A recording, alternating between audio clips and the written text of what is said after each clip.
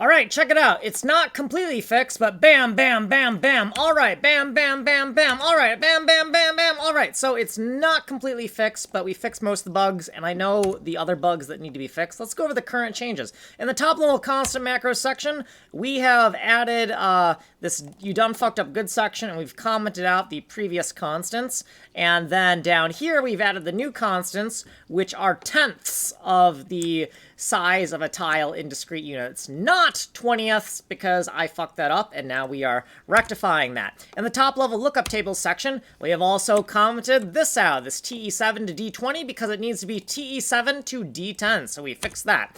In the ArtGirl shader macros, we have a U5 here, because I'm OCD and want that leading 0 for what I'm about to do. In the shader lookup tables for ArtGirl, this one we fucked up good. We commented this out. We also put a little @ symbol here, so we don't invoke the templating stuff for these variables that are now commented out.